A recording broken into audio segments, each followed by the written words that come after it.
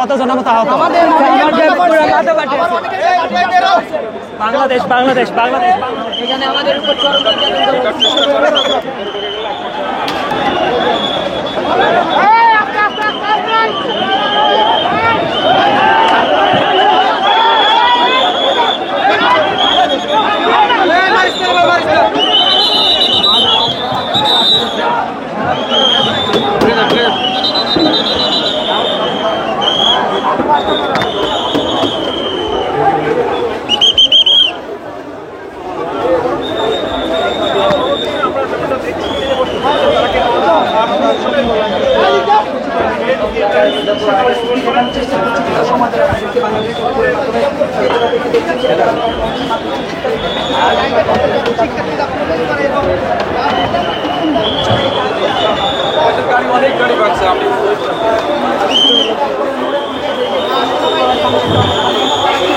দর্শক, ভিতরে যখন লাঠিচার্জ চলছিল তখন কিন্তু আমরা দেখলাম অনেকগুলো কিন্তু সচিবালয়ের ভেতরে যে গাড়ি রয়েছে সেগুলো কিন্তু ক্ষতিগ্রস্ত হয়েছে এবং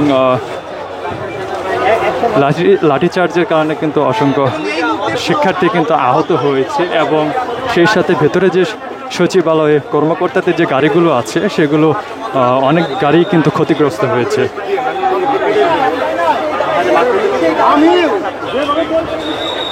গেট ভেঙে মূলত তারা ভেতরে প্রবেশ করে এবং ভেতরে প্রবেশের পরেই কিন্তু তার একটু পরেই কিন্তু আইনশৃঙ্খলা রক্ষাকারী বাহিনী অ্যাকশনে যায় এবং লাঠিচার্জ করে তাদেরকে সচিবালয়ের ভেতর থেকে বের করার চেষ্টা করেন।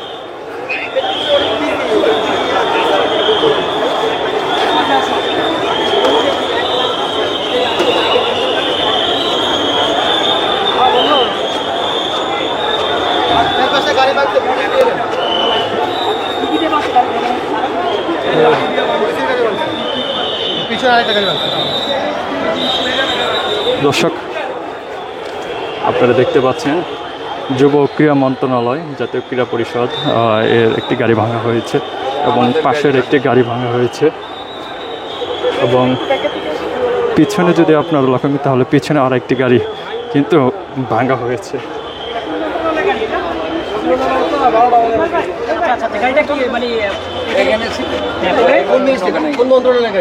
অভ্যন্তরীণ সম্পদ আপনি কোথায় ছিলেন? না না অন্যগুলো জানি না, কিন্তু এটা আমাদের গাড়ি।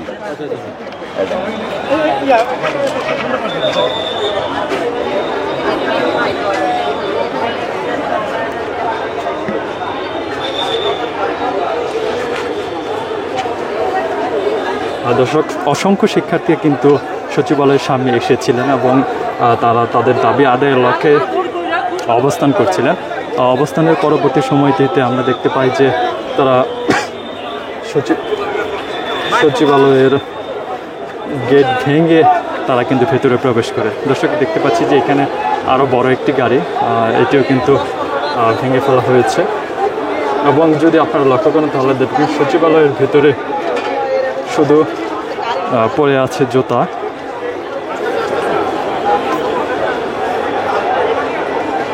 শিক্ষার্থীদের জুতাই পরিপূর্ণ এই সচিবালয়ের ভেতরের